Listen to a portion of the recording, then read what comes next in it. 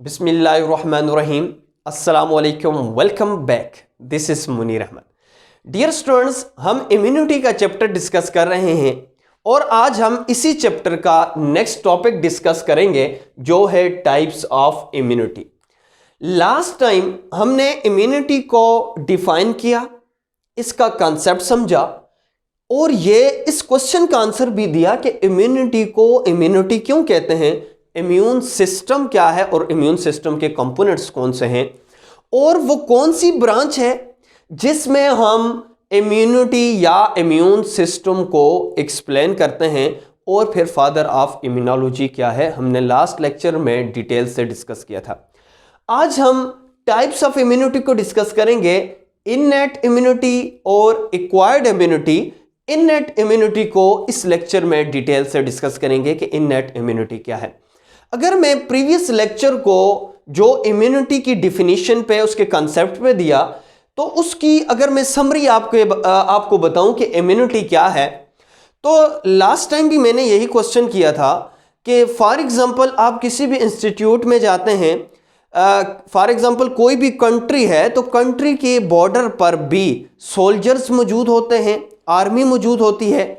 उस सोल्जर या आर्मी का क्या काम होता है, या सिक्योरिटी गार्ड्स का, किसी भी इंस्टीट्यूट में जाते हैं तो सिक्योरिटी गार्ड का क्या फंक्शन है, सिक्योरिटी गार्ड का या बॉर्डर्स पे सोल्जर्स का ये फंक्शन होता है ताकि बाहर से कोई भी फॉरेन एंटर हो, अगर वो कंट्री के लिए या इंस्टीट्यूट के लिए बेहतर है तो उसको जाने देगा, लेकिन वो जो कंट्री के लिए फॉर एग्जांपल दहशतगर्द है या कंट्री के लिए हार्मफुल हो सकता है तो वो सोल्जर्स क्या करेंगे, उसको उधर ही रोकेंगे या किल कर देंगे।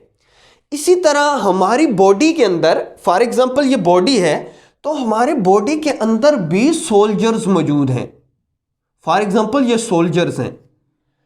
जब बाहर से कोई भी इंटर होगा जो बॉडी के लिए, फॉर एग्जांपल ये कोई भी पैथोजन है, एंटीजन है, कोई भी बैक्टीरिया है, ये बॉडी के लिए हार्मफुल है, तो जब ये बॉडी के अंदर इंटर होगा, पहले तो बॉडी इस बॉर्डर से इसको इंटर ही नहीं होने देगी क्योंकि ये इसके लिए नुकसानदेह है, खराब है।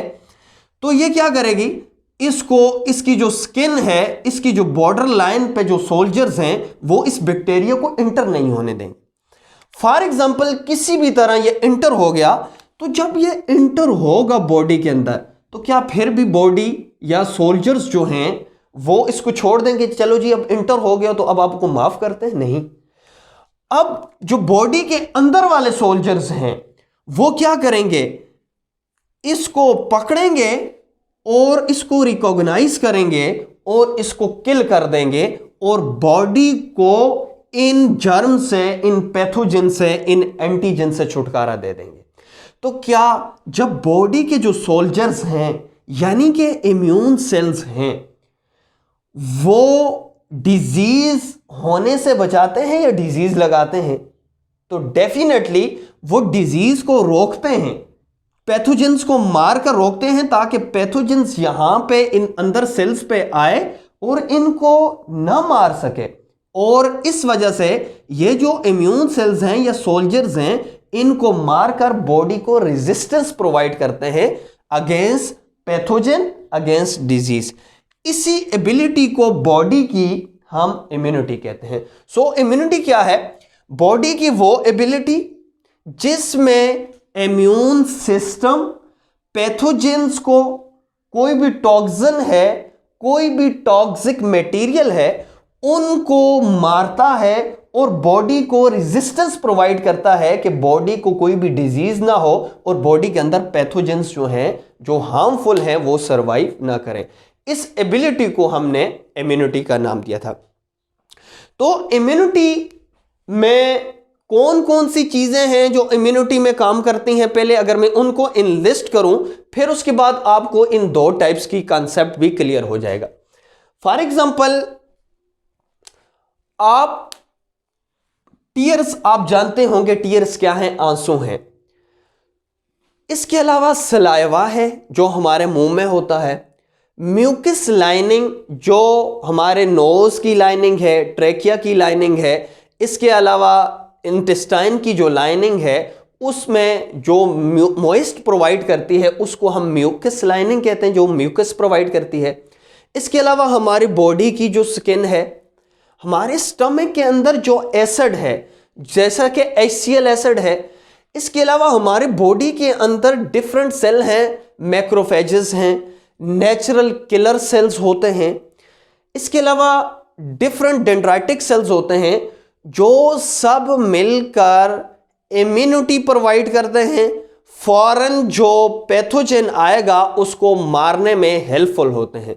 यह सारा कुछ, लेकिन वो इम्यूनिटी के कंपोनेंट्स, वो इम्यूनिटी जो नेचुरली या बाय बर्थ हमें मिलती है, उस इम्यूनिटी को हम इननेट इम्यूनिटी कहते हैं। लेकिन वो इम्यूनिटी जो बर्थ के बाद ड्यूरिंग लाइफ हमें मिलती है, उस इम्यूनिटी को हम एक्वायर्ड इम्यूनिटी कहते हैं। तो अभी भी मुझे पता है आपका कंसेप्ट क्लियर नहीं हुआ कि सर इननेट इम्यूनिटी क्या हुआ और एक्वायर्ड इम्यूनिटी क्या हुआ। तो मैं आपको सिंपल सी एग्जांपल देता हूं। फॉर एग्जांपल, क्या हमारी बॉडी पे ये जो स्किन है ये इम्यूनिटी देती है?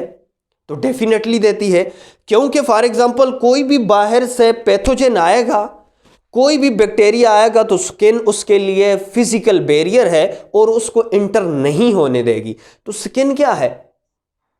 जाहिरी सी बात है, इम्यूनिटी प्रोवाइड करने वाला बैरियर है। क्लियर है? अब मैं कहता हूं कि ये वाला जो कंपोनेंट स्किन है ये इननेट इम्यूनिटी है। इस वजह से इननेट है, ये जो स्किन हमें मिली है ये हमें बाय बर्थ मिली है। ये जो इम्यूनिटी मिली है हमें बाय बर्थ मिली है। अब फॉर एग्जांपल कोई भी बेबी अगर वो पैदा होता है तो उस बेबी के ऊपर स्किन जो है वो इम्यूनिटी है और वो नेचुरल मिलती है, बाद में ड्यूरिंग लाइफ उसके ऊपर स्किन नहीं बनती। क्लियर है? इसके अलावा फॉर एग्जांपल अगर कोई बेबी पैदा होता है तो उसके मुंह के अंदर भी सलाइवा है, और सलाइवा भी क्या है? इम्यूनिटी प्रोवाइड करता है, रेजिस्ट करता है ताकि बैक्टीरिया मुंह में ना ग्रोथ करें। तो ये भी क्या हुआ? नेचुरल हुआ, यानी वालिदैन से बच्चों में ट्रांसफर हुआ। इसके अलावा टीयर्स, ये भी नेचुरल है, इननेट है। स्किन इननेट है। स्टोमिक एसिड, फॉर एग्जांपल जब बेबी पैदा हुआ तो उसकी जाहिर सी बात है स्टमक में एसिड भी होगा जो पैथोजन को मारेगा। तो इट्स मीन के स्टमक के अंदर जो एसिड है वो नेचुरली आया है, बाय बर्थ आया है। इसके अलावा ये बॉडी के अंदर डिफरेंट सेल्स हैं, वाइट ब्लड सेल्स हैं, मैक्रोफेजेस हैं, नेचुरल किलर सेल्स हैं, डेंड्राइटिक सेल्स हैं। ये भी पेरेंट से ऑफस्प्रिंग में नेचुरली आते हैं। तो ये वाले जो हैं इनको हम इननेट इम्यूनिटी कहेंगे। लेकिन जो एक्वायर्ड इम्यूनिटी है वो इम्यूनिटी फॉर एग्जांपल हमारी बॉडी के अंदर बर्थ के बाद ड्यूरिंग लाइफ डेवलप हो जाए। फॉर एग्जांपल, सर समझ नहीं आई। फॉर एग्जांपल ये कोई भी इंडिविजुअल है, इस इंडिविजुअल के अंदर जो स्मॉल पॉक्स है उसके एंटीबॉडीज या उसको मारने वाले सेल इसके अंदर मौजूद नहीं है, लेकिन ड्यूरिंग लाइफ टाइम जब ये 20 साल का हुआ या 10 साल का हुआ तो अगर इसको स्मॉल पॉक्स हो गया तो अब इसके अंदर, पहले नहीं थी, अब इसके अंदर इम्यूनिटी पैदा हो जाएगी स्मॉल पॉक्स को मारने के लिए। तो अब इस इम्यूनिटी को हम एक्वायर्ड इम्यूनिटी कहते हैं। तो आई होप कि आपको कंसेप्ट क्लियर हो चुका होगा कि इननेट इम्यूनिटी वो इम्यूनिटी होती है जो पेरेंट्स से ऑफस्प्रिंग में आती है, जो बाय बर्थ होती है, जो इनहेरिटेड होती है। उस इम्यूनिटी को हम इननेट इम्यूनिटी कहते हैं। सो इननेट इम्यूनिटी को हम इनबॉर्न इम्यूनिटी भी कहते हैं और इसी इननेट इम्यूनिटी को हम नेचुरल इम्यूनिटी का नाम भी देते हैं। लेकिन एक्वायर्ड इम्यूनिटी जो हम बाद में हासिल करते हैं, एक्वायर्ड इम्यूनिटी को हम एडॉप्टिव इम्यूनिटी का नाम भी देते हैं। जो टाइम के साथ कोई भी डिजीज लग जाए तो उसके लिए जो इम्यूनिटी बनती है, जो स्पेसिफिक इम्यूनिटी बनती है, उसको हम एक्वायर्ड इम्यूनिटी कहते हैं। तो आज हम इसी इनबॉर्न या जो नेचुरल इम्यूनिटी है या जो इननेट इम्यूनिटी है, इसको डिटेल से डिस्कस करेंगे कि इननेट इम्यूनिटी क्या है। सो इननेट इम्यूनिटी को अब प्रॉपर डिफाइन करते हैं, type of immunity which is inborn, जो क्या है, इनबॉर्न है, और इनहेरिटेड फ्रॉम पेरेंट्स, जो पेरेंट्स से इनहेरिटेड होती है। नेक्स्ट है, इसको हम दूसरे वर्ड्स में यूं डिफाइन कर सकते हैं, it is the resistance which individual possess by birth, जो बाय बर्थ पोजेस हो रही हो उसको हम क्या कहेंगे, इननेट इम्यूनिटी कहेंगे। सो एग्जांपल्स क्या हैं इननेट इम्यूनिटी में? स्किन, अगर आप स्किन को नोट करें तो बाय बर्थ हमें मिली है स्किन, बाद में जब हम 5 साल के हुए तो हमारे ऊपर स्किन नहीं बनी, स्किन बाय नेचुरल थी, वालिदैन से जो है वो बच्चों में आई है। इसके अलावा म्यूकस मेम्ब्रेन, म्यूकस मेम्ब्रेन क्या है पहले ये समझें। फॉर एग्जांपल हमारा जो नोज है, हमारी जो फेरिंग्स है, ये जो लैरिंग्स है, इंटेस्टाइन है, इसमें एक लाइनिंग होती है जो यहां पे मॉइस्चर भी प्रोवाइड करती है। मॉइस्चर प्रोवाइड करने के साथ साथ जब कोई भी बैक्टीरिया एंटर होगा तो उसको ट्रैप कर देगी, यहां पे पकड़ देगी, उसको नीचे नहीं जाने देगी। तो इट्स मींस कि ये भी इम्यूनिटी है। इसके अलावा केमिकल बैरियर जो नेचुरली हमें मिलते हैं वो स्टोमिक एसिड है। अब स्टोमिक एसिड कैसे बैरियर है? फॉर एग्जांपल जब हम कोई भी फूड खाते हैं, अगर फूड के अंदर बैक्टीरिया चला गया है तो क्या होगा, वो इसोफेगस से फॉर एग्जांपल कहां पे पहुंच आया है, स्टोमिक के अंदर। ये फॉर एग्जांपल कोई भी बैक्टीरिया है, कोई भी पैथोजन है। अब हमारे बॉडी के स्टोमिक के अंदर एसिड पाया जाता है जिसको हम स्टोमिक एसिड या HCl कहते हैं। अब HCl भी इम्यूनिटी प्रोवाइड करता है। HCl क्या करेगा, यहां पे इसको किल कर देगा, जब इसको किल कर देगा तो बॉडी को इम्यूनिटी मिल जाएगी, यानी बॉडी को रेजिस्टेंस मिल जाएगी। तो इट्स मीन के स्टोमिक एसिड भी हमारे पास इम्यूनिटी प्रोवाइड करता है। नेक्स्ट अगर देखें तो टीयर्स, टीयर्स कैसे इम्यूनिटी प्रोवाइड करते हैं? टीयर्स हमारी आंख के अंदर कोई भी बैक्टीरिया अगर फॉर एग्जांपल हैं, तो जब आंसू निकलते हैं तो आंसू से फ्लश ऑफ हो जाते हैं, वो बैक्टीरिया भी निकल जाते हैं। इसके अलावा जो टीयर्स हैं, इनके अंदर एक एंजाइम पाया जाता है जिस एंजाइम को लाइसोजाइम कहते हैं। यह लाइसोजाइम एंजाइम क्या करता है, यह एज अ बैक्टीरियोसिडल काम करता है, यानी बैक्टीरिया को किल करने के लिए काम करता है। तो इस वजह से टीयर बी बैक्टीरिया को मारने के लिए या फ्लश ऑफ करने के लिए होता है। तो इट्स मींस के टीयर बी इम्यूनिटी प्रोवाइड करता है। इसके अलावा सलाइवा जो हमारे मुंह में है, यह भी बैक्टीरिया को रेजिस्ट करता है ताकि ग्रोथ ना हो। इसके बाद नेक्स्ट है सेलुलर रिस्पॉन्स, यह मोस्ट इंपॉर्टेंट है। डियर स्टूडेंट्स, अगर सेलुलर रिस्पॉन्स में phagocytosis, macrophages, natural killer cells, dendritic cell and mast cells, ये वो सेल्स हैं जो हमारे बॉडी के अंदर बाय नेचुरल पाए जाते हैं। क्योंकि हम इननेट को डिस्कस करें, मैं अगर आपसे ये क्वेश्चन करूं, अगर आप भी अभी भी आपको कंफ्यूजन है, मैं अगर ये कहूं कि जब आप पैदा हो गए थे तो क्या आपकी बॉडी के अंदर वाइट ब्लड सेल्स थे, तो डेफिनेटली आप कहेंगे वाइट ब्लड सेल्स हमें पेरेंट्स से ऑफस्प्रिंग में मिले। तो इट्स मीन्स कि वाइट ब्लड सेल्स जो हैं, ये वाले जो सेल्स हैं, ये भी हमें नेचुरल मिलते हैं और ये भी इननेट इम्यूनिटी है। सो फेगोसाइटोसिस क्या है, मैक्रोफेजेस क्या हैं, नेचुरल किलर सेल्स क्या हैं, डेंड्राइटिक सेल्स क्या है और मास्ट सेल्स क्या है और इन्फ्लेमेशन क्या है। फॉर एग्जाम्पल लेट्स सपोज ये हमारे पास स्किन है, ये जो मैंने ड्रा किया हुआ है फॉर एग्जांपल ये क्या है, स्किन है। जब स्किन से कोई भी बैक्टीरिया आएगा तो स्किन क्या करेगी, इस बैक्टीरिया को रोकेगी और बैक्टीरिया को एज अ बैरियर के तौर पर काम करेगी और बैक्टीरिया को इंटर होने से रोकेगी। क्यों? क्योंकि स्किन जो है वो इननेट इम्यूनिटी प्रोवाइड करेगा, उसको रोकेगा। अब फॉर एग्जांपल इंजरी हो चुकी है या किसी भी जरिए हमारी बॉडी के अंदर फॉर एग्जांपल बैक्टीरिया इंटर हो चुका है, यह इंटर हो चुका है, तो अब आपके माइंड में यह भी क्वेश्चन आएगा कि सर ये हमारी बॉडी के अंदर जब बैक्टीरिया इंटर हो चुका है तो हमारे बॉडी के अंदर डिफरेंट सेल्स हैं, वो डिफरेंट सेल्स जो डेंड्राइटिक सेल हैं, नेचुरल किलर सेल्स हैं और मैक्रोफेजेस सेल्स हैं, वो इस बैक्टीरिया को कैसे पहचानेंगे कि ये हमारे लिए हार्मफुल है या हमारे लिए फायदेमंद है? इसको बैक्टीरिया को हमने मारना है या नहीं मारना? बड़ा कंसेप्चुअल क्वेश्चन है। तो इसका आंसर कुछ यूं है कि आपको पता है कि बैक्टीरिया में एक प्रोटीन होती है जिसको फ्लैजेलिन प्रोटीन कहते हैं। जब यह बैक्टीरिया इंटर होगा तो ये जो फ्लैजेलिन है ये बॉडी के अंदर इंटर होगी।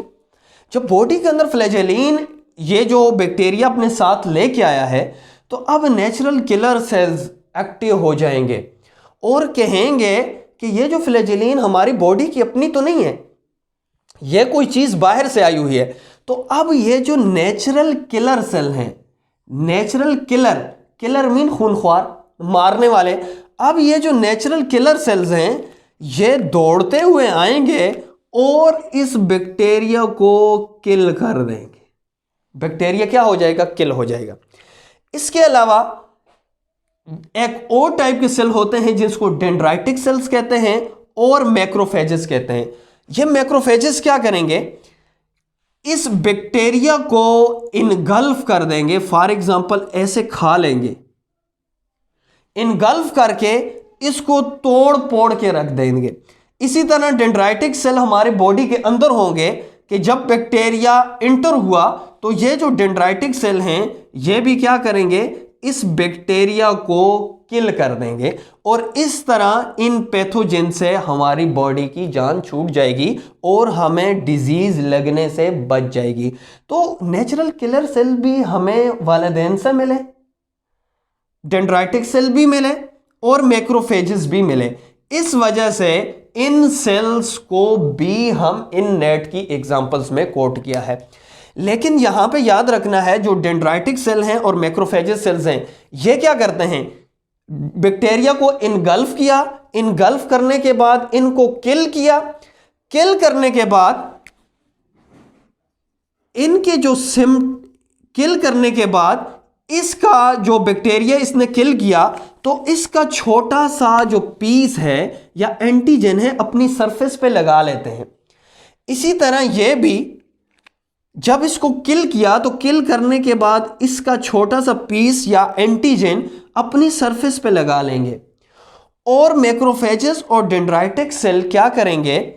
एडॉप्टिव इम्यूनिटी को मैसेज देंगे कि आ जाओ, कोई खतरा मौजूद है। वो डेंड्राइटिक सेल क्या करेंगे? इन रिसेप्टर्स को जो डेंड्राइटिक वो जो एडॉप्टिव इम्यून सिस्टम के सेल्स हैं वो ये डेंड्राइटिक सेल और मैक्रोफेजेस के ऊपर जो ये वाले एंटीजन हैं इनको देखकर पहुंचेंगे और यहां पे इसको सराउंड कर देंगे। जब इसको सराउंड करेंगे तो उस जगह पर सोजन हो जाएगी, रेडनेस हो जाएगी और पेन हो जाएगा। इस रेडनेस को, स्वेलिंग को, पेन को हम इन्फ्लामेशन कहते हैं। सो इन्फ्लामेशन इस वजह से होती है। सो होप के आपका कंसेप्ट क्लियर हो चुका होगा कि जब बैक्टीरिया इंटर होगा तो उसको फर्स्ट बैरियर, अगर बैरियर क्रॉस कर गया तो डिफरेंट टाइप के हमारी बॉडी के अंदर इननेट सेल्स हैं जो इसको पकड़कर किल कर देते हैं और हमारी बॉडी को रेजिस्टेंस प्रोवाइड करते हैं। इसके अलावा मास्ट सेल्स भी होते हैं जो एलर्जेंस का जो रिस्पॉन्स है वो शो करते हैं। एंटी माइक्रोबियल प्रोटीन, इसके अलावा हमारी बॉडी के अंदर एंटी माइक्रोबियल प्रोटीन होती है जो क्या करती है कि जब कोई भी बैक्टीरिया और वायरस जब इंटर हो जाए तो कंप्लीमेंट का काम करती है। फॉर एग्जांपल बैक्टीरिया अगर इंटर हुआ तो इसको क्या कर देगी, किल कर देगी। लेकिन किल कैसे करेगी, जरा गौर करना है। फॉर एग्जांपल ये बैक्टीरिया है, ये बैक्टीरिया अगर आपको इधर नजर नहीं आ रहा बोर्ड पे तो मैं इधर बना देता हूं। फॉर एग्जांपल ये बैक्टीरिया है। अब ये जो एंटी माइक्रोबियल प्रोटीन है ये क्या करेगी, इस बैक्टीरिया की ये जो वाल है यहां पे छोटे छोटे होल्स कर देगी। जब छोटे छोटे होल्स करेगी तो अब यहां पे इस बैक्टीरिया की बॉडी के अंदर सर्वाइवल पॉसिबल नहीं होगी। एंटी माइक्रोबियल प्रोटीन की दो एग्जांपल हैं, कंप्लीमेंट प्रोटीन जो फॉर बैक्टीरिया को किल करने के लिए यूज हो रही है, इंटरफेरॉन वो जो वायरस के लिए यूज हो रही है। इसके अलावा फीवर, हमारी बॉडी के अंदर जो फीवर है, जो बुखार होता है, ये भी इम्यूनिटी है। ये बड़ी अजीब बात आपको लगेगी कि जो फीवर है, जो बुखार है, ये कैसे इम्यूनिटी प्रोवाइड करता है। फॉर एग्जांपल हमारी बॉडी के अंदर बैक्टीरिया इंटर हो चुका है, अब हमारी बॉडी अपना जो टेम्परेचर है वो ज्यादा कर देगी। क्यों ज्यादा करेगी? फॉर एग्जांपल इमेजिन करें ये जो बैक्टीरिया है ये 37 डिग्री पे अपनी ऑप्टिमम एक्टिविटी करेगा, अपनी ग्रोथ करेगा, ज्यादा से ज्यादा सेल को डिस्ट्रॉय करेगा। और बॉडी का टेम्परेचर कितना होता है? 37। लेकिन अब बॉडी अपना टेम्परेचर 37 से 38, 39 तक करेगी ताकि 39 तक जब बॉडी का टेम्परेचर पहुंचे तो अब ये जो बैक्टीरिया है ये खुद किल हो जाए, खुद मर जाए। तो इसका मतलब है जो फीवर है ये भी इननेट है और ये भी इम्यूनिटी प्रोवाइड करता है इस सेंस में। इसके बाद यूरिनेशन, यूरिनेशन कैसे इम्यूनिटी प्रोवाइड करता है? फॉर एग्जांपल जब यूरिन रिमूव होती है बॉडी से तो उस यूरिन के साथ बहुत सारे जो बैक्टीरिया हैं वो भी बॉडी से निकल जाते हैं, तो इट्स मींस के यूरिनेशन भी इम्यूनिटी प्रोवाइड करता है। इसके अलावा वोमिटिंग, वोमिटिंग भी इननेट इम्यूनिटी है। और वोमिटिंग से भी जो ख़राब चीज़ हमने खा ली है जिसमें बैक्टीरिया वगैरह हैं, तो जब हम वोमिटिंग यानी उल्टी करते हैं तो वो भी बॉडी से बाहर निकल आती है। अब कुछ कैरेक्टरिस्टिक्स हैं इननेट इम्यूनिटी की, वो डिस्कस करते हैं। इननेट इम्यूनिटी आपने मुझे यह बताना है क्या ये इनबॉर्न होती है, बाय बर्थ मिलती है या ड्यूरिंग लाइफ? तो पहली इसकी कैरेक्टरिस्टिक्स है ये इनबॉर्न होती है, यानी हमें पेरेंट से ऑफस्प्रिंग में आती है। नेक्स्ट टू है नॉन स्पेसिफिक, इसकी प्रॉपर्टी है। नॉन स्पेसिफिक का क्या मतलब है? फॉर एग्जांपल ये स्किन है, अब ये जो स्किन है ये इननेट है, इसको हम नॉन स्पेसिफिक कैसे कहेंगे? फॉर एग्जांपल कोई भी बैक्टीरिया आएगा, कोई भी वायरस आएगा, कोई भी पैथोजन आएगा तो ये सबके लिए बैरियर है। ये नहीं कहेगी कि चलो जी आप एक किस्म के बैक्टीरिया आप चले जाओ और दूसरों को कहेगी आप रुक जाओ, ऐसा नहीं करेगी। तो अब स्किन का क्या मतलब हुआ? ये स्पेसिफिक, नॉन स्पेसिफिक है, मीन के किसी भी चीज को जाने की इजाजत नहीं देती, इस वजह से हम इसको नॉन स्पेसिफिक कहते हैं। नेक्स्ट इसकी करैक्टर है it is by विर्चू and genetic constitutional. इसका यह मतलब है कि ये जो सारी चीजें हैं ये जेनेटिकली ट्रांसफर होती हैं पेरेंट से ऑफस्प्रिंग में। Number 4, it does not depends to prior contact with antigen. It does not depend to prior contact with antigen. इसका यह मतलब है कि अब इननेट इम्यूनिटी ये नहीं देखती कि मेरे पास एंटीजन आएगा तो तब ही मैं खुद को बनाऊंगी। फॉर एग्जांपल अब स्टोमिक एसिड इस बात का इंतजार नहीं करेगा कि मैं तब बनूंगा जब मेरे अंदर एंटीजन आएगा। तो इसका यह मतलब है कि ये हो एंटीजन आए या ना आए, कोई भी पैथोजन एंटर हो या ना हो, तो हमारी बॉडी के अंदर ऑलरेडी बॉडी के बाहर स्किन भी है, बॉडी के स्टमक के अंदर HCl भी है, म्यूकस लाइनिंग भी है। इसका यह मतलब है। सो होपफुली कि आपको लेक्चर की समझ आई होगी। तो लेट्स मैं इसको समराइज करता हूं। आज हमने टाइप्स ऑफ इम्यूनिटी में इननेट इम्यूनिटी को डिस्कस किया। तो इननेट इम्यूनिटी वो इम्यूनिटी होती है जो बाय बर्थ हमें मिलती है। तो इननेट इम्यूनिटी की एग्जांपल में हमने स्किन को डिस्कस किया कि स्किन भी इननेट इम्यूनिटी है क्योंकि हमें बाय बर्थ मिली। स्किन कैसे इननेट इम्यूनिटी है? स्किन के अंदर जो स्वेट ग्लैंड हैं वो स्वेट बनाते हैं और स्वेट जो है वो साल्टी होता है और साल्टी इन्वायरमेंट में जो है वो बैक्टीरिया सर्वाइव नहीं करेगा। इसके अलावा म्यूकस मेम्ब्रेन, केमिकल बैरियर में स्टोमिक एसिड है, HCl है, टीयर्स हैं एंड सलाइवा है। सेलुलर रिस्पॉन्स में फेगोसाइटोसिस है, मैक्रोफेजेस हैं, नेचुरल किलर सेल्स हैं, डेंड्राइटिक सेल्स हैं एंड मैस्ट सेल्स हैं। इसके बाद एंटी माइक्रोबियल प्रोटीन्स में complement for bacteria and interferon protein for viruses को मारने के लिए या उनसे इम्यूनिटी प्रोवाइड करवाने के लिए। इसके बाद फीवर भी इननेट इम्यूनिटी है, यूरिनेशन एंड वोमिटिंग। फिर लास्ट में हमने कुछ कैरेक्टरिस्टिक्स को डिस्कस किया इननेट इम्यूनिटी की कि ये इनबॉर्न है, नॉन स्पेसिफिक है, it is virtue and genetic constitutional है और it does not depend upon prior contact to the antigen. ये एंटीजन पे डिपेंड नहीं करती कि मेरे साथ ये आकर लगे, मेरे अंदर इंटर हो तो मैं बनूं, तो ये ऑलरेडी डेवलप है। तो इंशाल्लाह नेक्स्ट लेक्चर में एडॉप्टिव इम्यूनिटी को डिस्कस करेंगे या एक्वायर्ड इम्यूनिटी को डिस्कस करेंगे कि एक्वायर्ड इम्यूनिटी क्या है। तो तब तक के लिए इजाज़त दीजिए, इंशाल्लाह नेक्स्ट लेक्चर में मुलाकात होगी। अल्लाह हाफ़िज़।